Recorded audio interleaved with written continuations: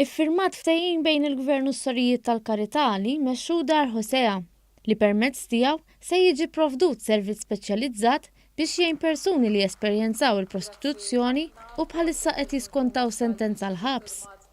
Dan il-programm l-ewwel tax-xorta tiegħu u provdut mill-Istat għandu lan li jżid l-għajnuna lil persuni li jinqabdu fix-xibka tal-prostituzzjoni u jerġgħu jintegraw fis-soċjetà. Is-soru Salvina Bezzina li taħdem qrib nisa vittmi tal-prostituzzjoni esprimiet is-sodisfazzjon tagħha li bl-għajnuna tal-Gvern il-programm finanzjarjament ta' 40,000 euro se jkollu kontinwità biex jilħaq aktar nisa vulnerabbli. Se jfisser ukoll illi estensjoni tal-proġett li ġa kellna f'sens ta' għandek iktar kontinwità.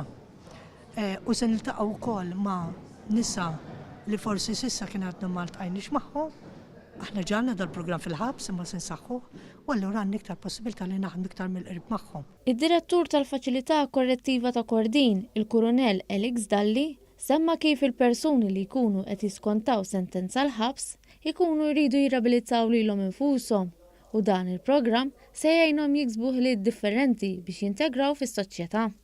Is-Segretarju Parlamentari għar-Riformi Giulia Farrugia Portelli qalet li din il-miżura hija biss l-ewwel pass fir-riforma ppjanata mill-Gvern dwar il-prostituzzjoni. Biex priġunieri li xi darba oħra niżlu fit-triq tal-prostituzzjoni inħejjuhom għad-dinja li jkunu deħlin fiha meta jlestu mill-programm. Il-Ministru għall-Intern Michael Farrugia tkellem dwar l-importanza ta' dan il-programm u s-sem tal-volontarjat. Nemmen li l-NGOs għandhom ħafna x'jistgħu joffru.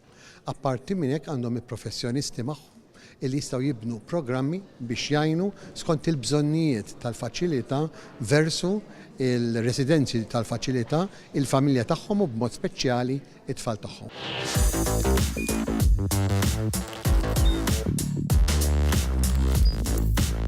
Idħol fuq one.com.mt u hemmhekk tista' tara l-programmi kollha li jxandru fuq One permezz ta' One Play.